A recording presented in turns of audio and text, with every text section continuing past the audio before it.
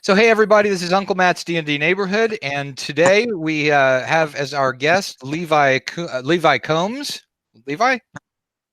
I knew I was going to mispronounce that too. It's spelled just like the word Combs, but with the British ancestry.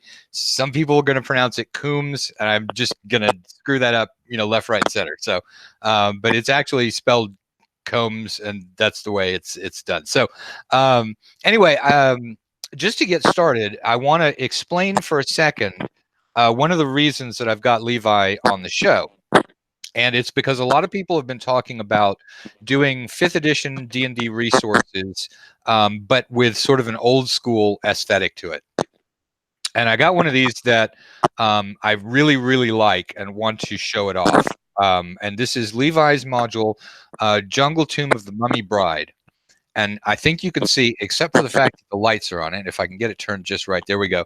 So, there's the cover of it, very, very old school. But looking at the inside, okay, here's just a random sample of pages here. You've got black and white cartography.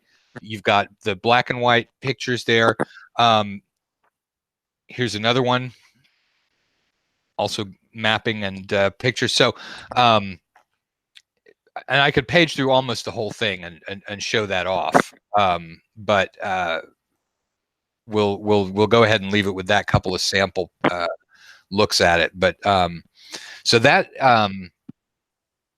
sort of got me thinking. There's really what I would call 5th edition D&D done with the old school aesthetics. And so before we get to the top 5 DM tips, first off, what was it that made you decide in the day and age of all color artwork and stuff like that you were going to go ahead and deliberately produce a black and white interior module that looks this retro for 5th edition? A couple things. To be honest, it's my first module, so price was always black and white a little bit more affordable than color. But honestly, that's kind of what I came up on. That's really what I enjoyed. Those old TSR modules with that sometimes grainy interior black and white art. That was my thing. That was my jam back in the day. So that's kind of what I gravitated towards. So now, and also, so let's talk for a second too, because we actually met sort of through the artist on this, and so let's give some props to your interior artist and also to your cartographer. Oh, absolutely. So the interior artist and the cover art, he did really all the principal art in the book. Is a young artist named Adrian Landeros, and this guy, he's a talent. I mean, he is just uber skilled, uber talented. He's an up and comer, and he was a joy to work with. I would literally, give him a small description. Hey, this is kind of what I want. This is what I'm looking at. What do you think? And he was all thumbs up. He's like, okay, well, I'll get to it. And then some guys, you give them work and you don't hear from them for, 3-4 weeks sometimes or longer. And, a couple days, he's back with it. What do you think of this? Well, I can change this if you want. No, man, like this came out so much better than what was actually in my head. I mean, he really was dialed in on the whole vision of the module and kind of what I had in mind, and that grindhouse style and that kind of gritty but tongue-in-cheek do-it-yourself kind of thing. So he was really dialed in on that. Which is actually, when you think about how young he is too, is kind of amazing that he made the connection with the old style art. Yeah, I think 19 years old, 20 maybe, but for him, that he just zeroed in on it, and the stuff that he's doing now is just as impressive, or in some cases far more impressive. His black and white stuff and his color stuff, it's all fantastic. Yep, it is. And then your cartographer as well. So the cartographer, there's actually two, but the one that is in the book, the one that's in the actual physical book, that stuff. Okay, so for example, here's one of the pieces of art of cartography. Underground mushroom grotto. That's an artist named Carl Sternberg. Now, if you go to Instagram and you look for skull fungus, is his Instagram. That's skull fungus.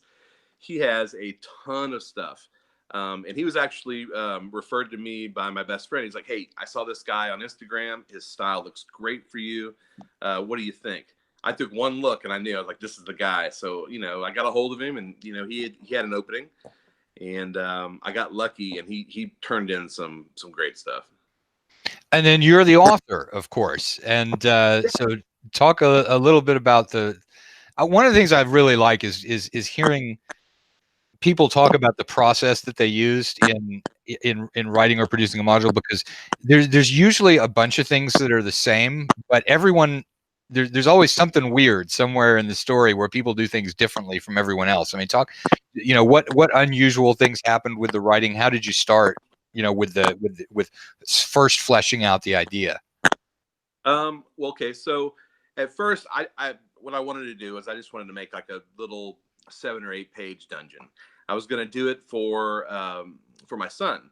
My son was kind of just coming into gaming at the time that I was starting to think about all this, and he was getting really interested in it. And I thought, well, I'll make kind of like a little Raiders of the Lost Ark, jungle, cannibal, tomb of a mummy sort of thing.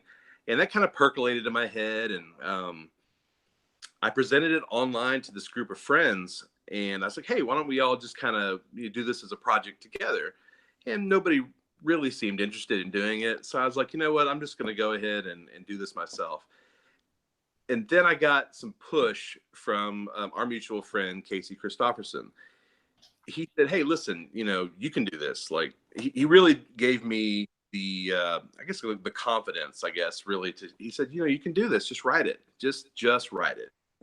And he was really there with me kind of every step of the way. If every time I had a question about something, I could call him or text him, and he was extremely patient with my with my questions. And, "Hey man, what do you think about this? Would you look at this?" Is a great friend, and it was just really invaluable to the whole process.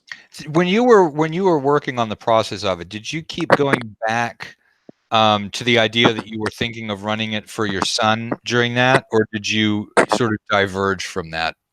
Oh, I definitely diverged. So one of the stretch goals in that Kickstarter was that I had the top tier. It was the I don't know, demon idol of the frog demon or something. I don't know what it was. It was the top tier on the Kickstarter, and what the one of the stretch goals, not stretch goals, but the one of the buy-ins there at the top level was that you got all my original notes. Mm-hmm. So one person gets them all.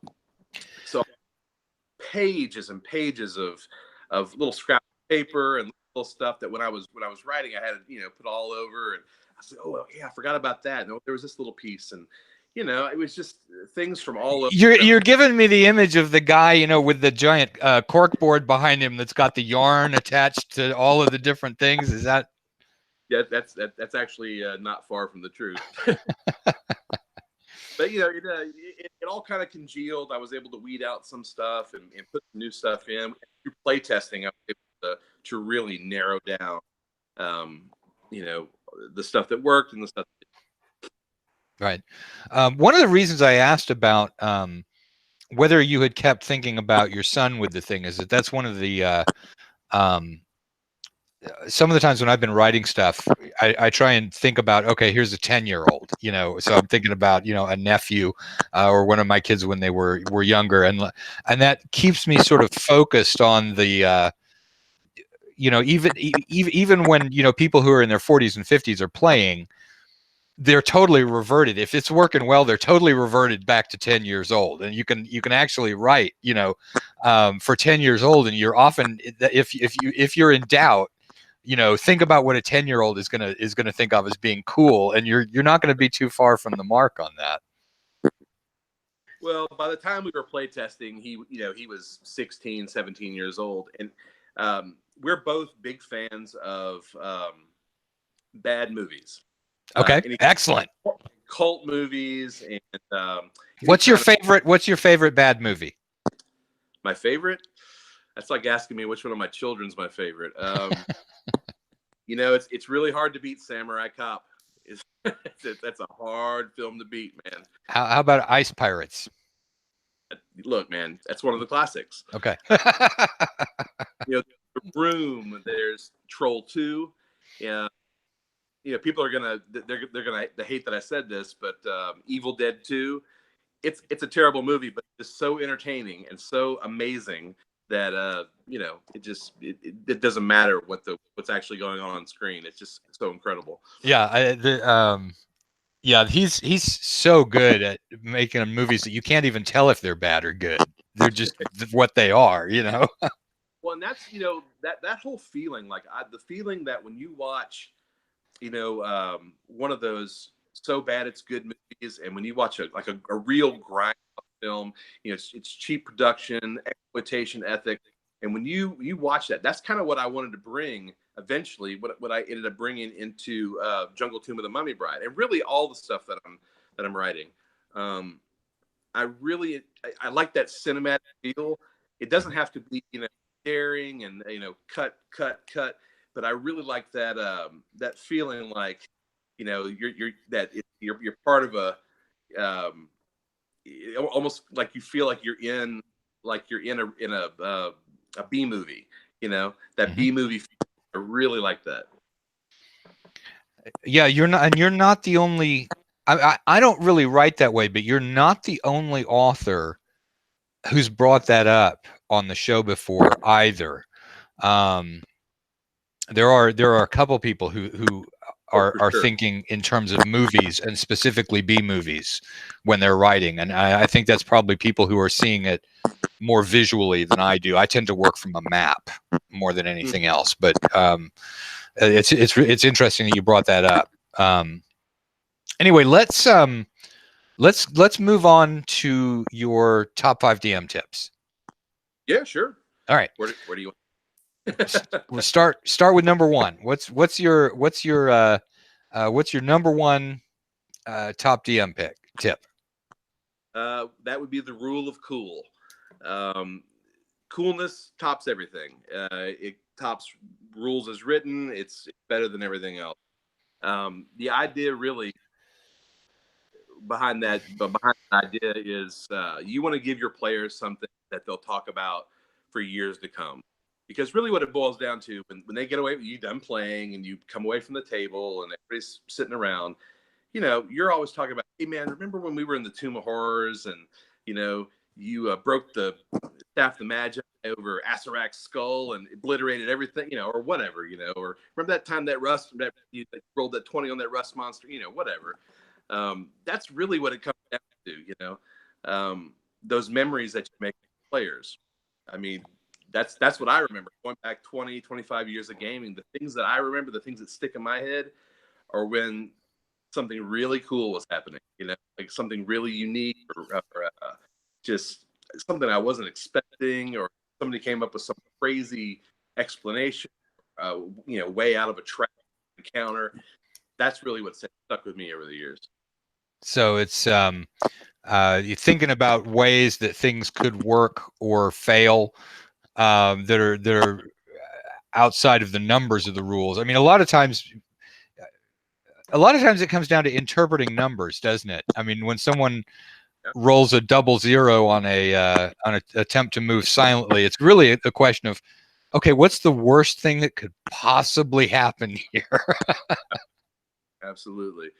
Or it goes the other way too. Somebody's playing Stone Giant Ninja, and they're like, "Shh, you don't see me." I mean, it's one of those deals where it could go anyway. But those are the memories that your players are going to have years on down the road. And I think you and Jim Wampler talked quite a bit about that. That was really what's stuck, over the years, when what you really remember on down the line. Yeah, absolutely. Yeah, it is. Okay, what's your number 2 tip?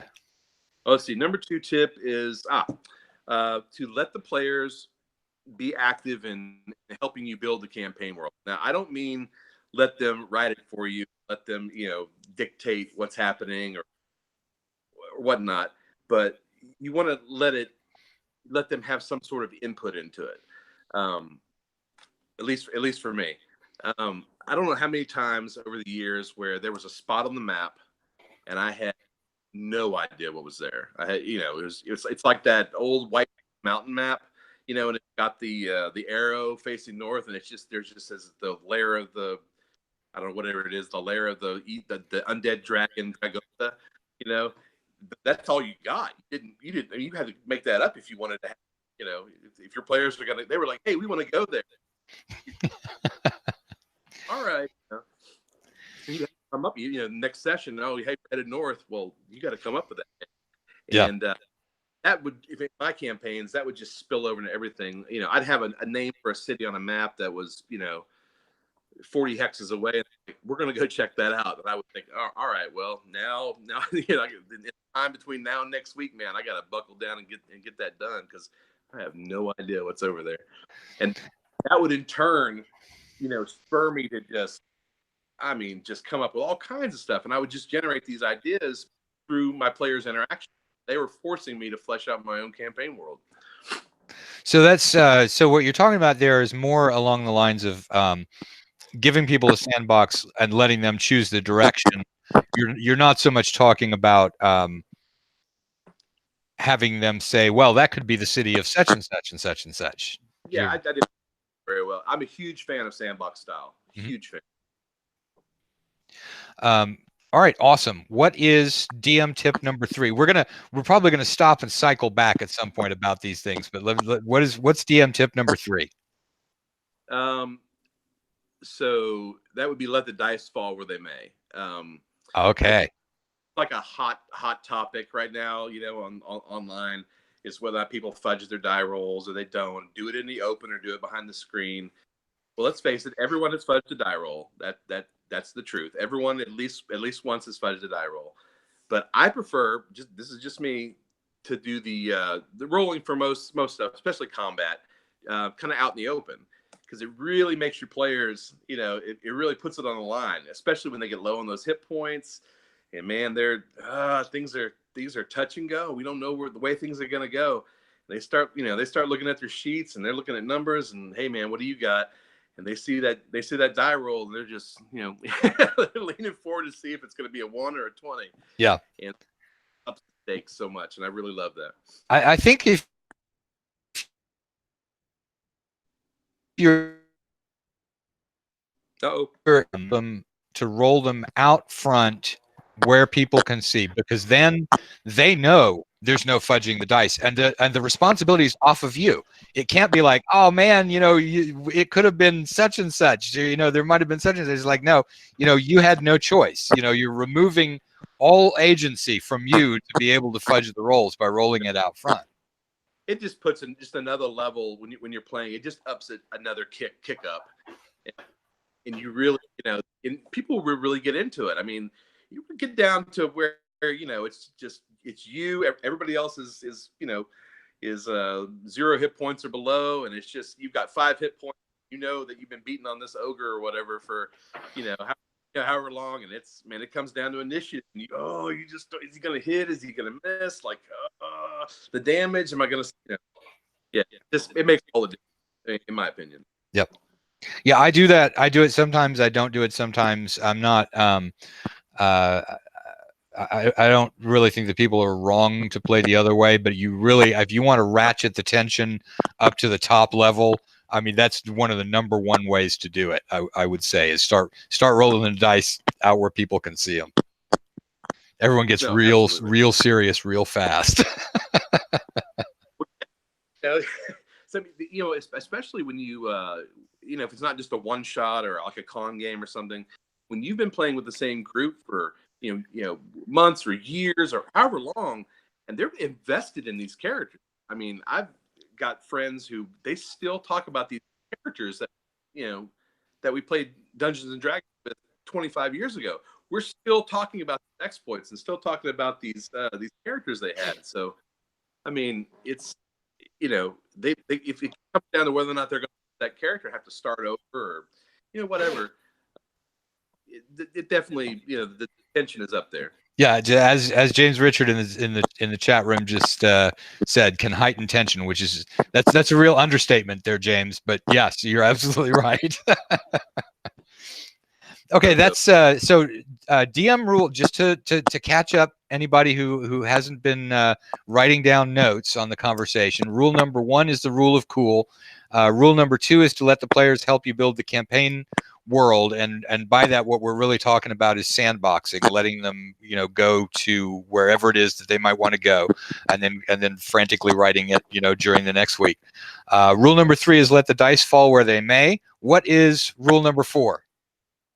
I would say that would be to not sacrifice fun at the expense of the rules as written.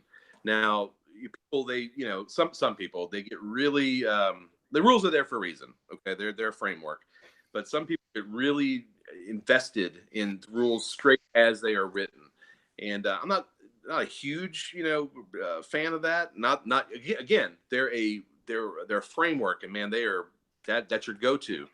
But if you start sacrificing fun, like what are we doing? Like the entire point of sitting down to play any role playing game is time.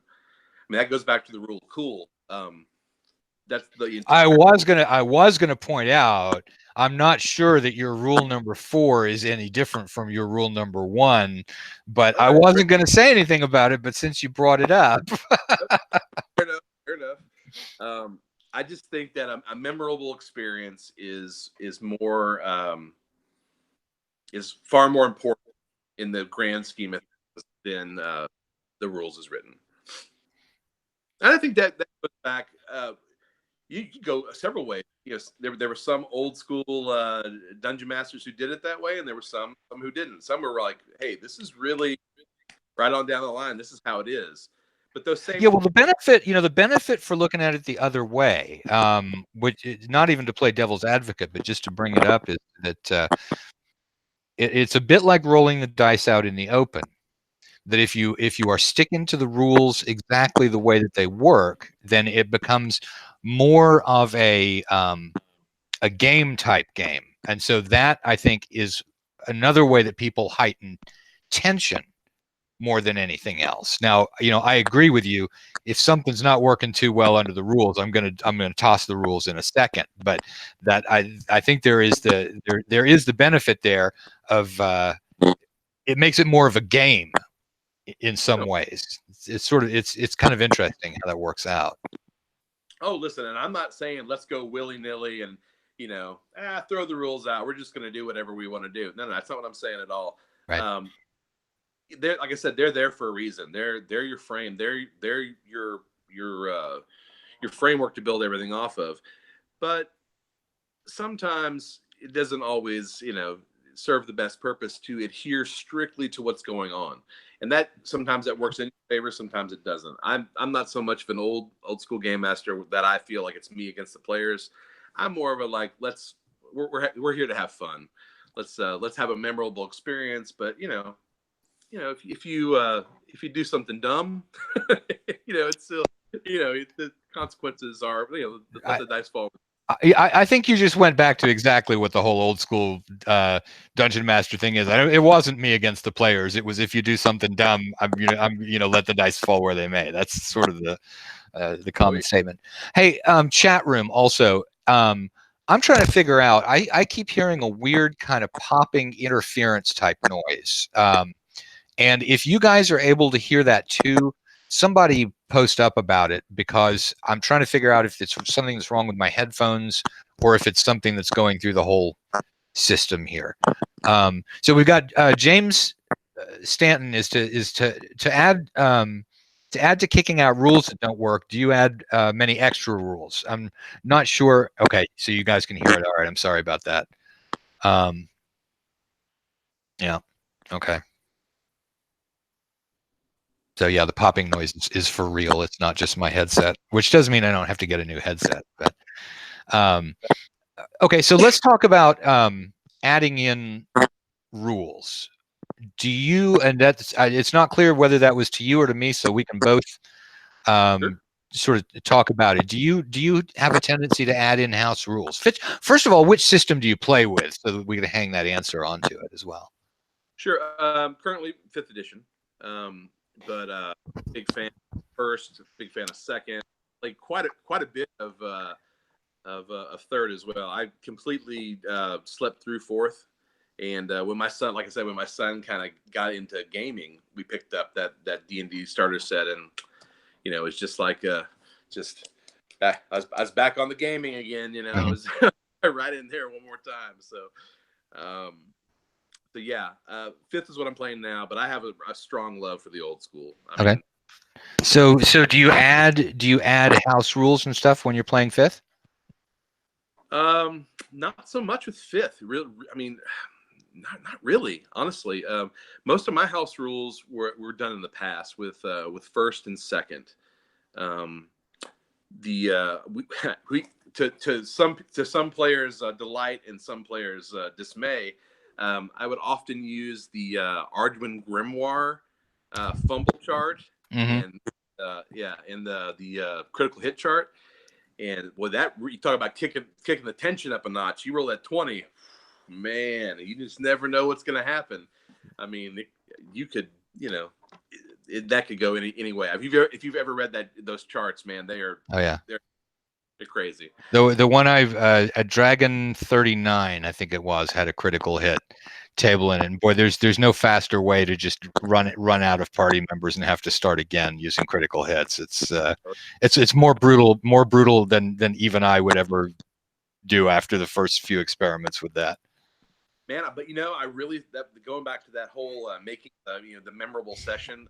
I can think of so many occasions where the party was low down on those hit points, or they were going up against somebody who was quite a bit more powerful than they were, and and then that system goes both ways, fumbles and crits. It goes for both sides. But man, if they took out a big boss guy with a sweet critical, I mean, they were just slinging their dice, and they were loving it, man. And for me, sure, I just lost one of my boss monsters or whatever, but man, it was so cool to see those reactions. They would really, they still talk about it. These guys, they still love it. Remember that time that, and I've forgotten about it. I've moved on to 1,000 other campaigns, but these guys, man, they're so, it's so still vivid to some of them. So that's a cool feeling. Yeah. And I will say, it has been suggested that the sound may be my microphone bouncing off my beard. This is as long as you're ever going to see this beard. This is going to get trimmed. It's already like at least a week longer than it needs to be, people. So yeah, it's enjoy seeing this is as Viking as it's ever going to get. But it's not the microphone bouncing off the beard. All right, let's go to DM tip number 5. Sure. What did I have here? Oh, that the game is about the players. It's their stories, their goals, it's their character arcs. Don't hog the spotlight. Now, I don't know about you, but in the past, with some game masters, I've really run into some guys where it's just not about the players. It really is that sort of DM versus the players mentality, and that would sour me on some campaigns. It really would. And when I'm sitting down to play with guys, and if I'm the dungeon master, man, I want it to be about them. I want it to be about their characters. I'm going to build stuff around their goals and motivations, and what is their story. That's kind of where I want to take things. I don't want to be interjecting my own characters into the game all the time, and have them referring to exploits that my characters did, in somebody else's campaign 10 years ago. That's just not my thing. I want it to be more about them. I think one of the fun when watching good DMs, they often seem, you can't tell whose side they're on, because they're like, the party wins something and they're like, yay, they won, and then their monster kills a party member and they're like, yay, I won. They're just enjoying all of it. That's that one of the most common tips, or more common tips that I get from people is that if you're the DM, having fun, you're having fun is going to lead to the players having fun as well. Yeah, this is getting very difficult. I don't think it's a microphone wire. I don't know what it is that's doing that. I'll see about getting a new microphone next time. So DMs win either way. It's true, James. It's true that we do. So yeah, no, I agree. It's about the players, and I do think that I think it's a major danger for DMs to forget about that, because there are so many different tasks that DMs do that you can almost forget during the world building, that that's for the players, that this has to be directed toward adventures because of the players. So I think, that's definitely it. All right, this is getting so bad that it's throwing me off at this point, this noise. And you can't hear it, right? It's just me and the people in the chat room. No, that's all right. All right. I don't have the Elgato is not plugged in. I don't know what it is. Sorry, that's my son Garrett talking to me from the side. Which is the wonderful thing about younger people, is they're always willing to come and help Dad out with the technology. But this case, I don't know what it is. Oh, it's a fact. I didn't even know. I can't even set up my phone without my son. I'm so tech not savvy at all. All right. Well, we're way earlier than most of these things end, but I'm getting so thrown off by this noise that let's schedule another one of these in the future, because you're going to have another Kickstarter coming up fairly shortly. Pretty quick. I've got a Kickstarter on July 5th. It's for an adventure called An Occurrence at Howling Crater, which I've been kind of touting as the great grandpappy of all crater mutant sci-fi robot adventures of, it's kind of a genre bending fantasy sci-fi, that owes a lot to like Expedition to the Buried Peaks, Metamorphosis Alpha, things like Gamma World, things like that. But it's not all sci-fi. There's a pretty heavy fantasy component to that too, and it goes way deep into the grindhouse style that we were talking about earlier. That it's far more like Plan 9 from Outer Space, and them. Speaking of the B movie stuff there. Yeah. It's far more of that style than it is, say, Interstellar or Arrival or any kind of sci-fi movie from now. It really has a retro vintage sci-fi feel to the latter half. And now the first half of it it's all fantasy, but man, it goes deep into that grindhouse territory. I mean, it owes everything to movies like Wrong Turn or The Hills Have Eyes, things like Bone Tomahawk, movies like that are that I've really kind of the fantasy, but they're got quite a horror component to them too. So we've worked hard on it, and I've got a lot of the same guys coming back. Adrian, he's done the cover, he's done the interior art. Carl Sternberg has come back to do the maps again. I've got a couple new guys on this that have come in that are turning in fantastic work. So really looking forward to, and it's got some cool stretch goals. I don't want to give them away yet, but there's a couple of them that man, they're spot on. You'll never see a stretch goal like at least two of these. You'll never see a stretch goal. I can't think of any RPG product that's ever had a stretch goal like. That's okay. Now you have my attention. You had my attention at the point when first there was a robot and then there was a picture of a cowboy, and I was like, you had my attention. But I'm waiting to see what these stretch goals are going to be now. The crater mutant, let's be fair, but yeah, he's definitely a hillbilly, All right, so what we'll do, we're gonna probably right around when you launch, let's do another show and talk more about that one, and that will let me unfortunately get off away from this popping noise that I think it's me creating it, because I listened to you talk for a long time and it didn't do anything, and now as soon as I'm talking, it's starting to make the noise. So yeah. All right. Well, anyway, Levi, thank you very much for being on the show and for talking again. I've got a lot more people watching now than we did at the beginning. The Levi is the author of Jungle Tomb of the Mummy Bride. This one's already the Kickstarter's already done on this one, although I think we've got a link where you can get it if you want to get it through drive-through now. It's a 5th edition module, but it is the absolute perfect retro interior on this for 5th edition modules. It's done just, you know, exactly the way that people who are reproducing the style. This is a great picture. Look at this picture here. That's Adrian Lind. Yeah, and it's really in the old style.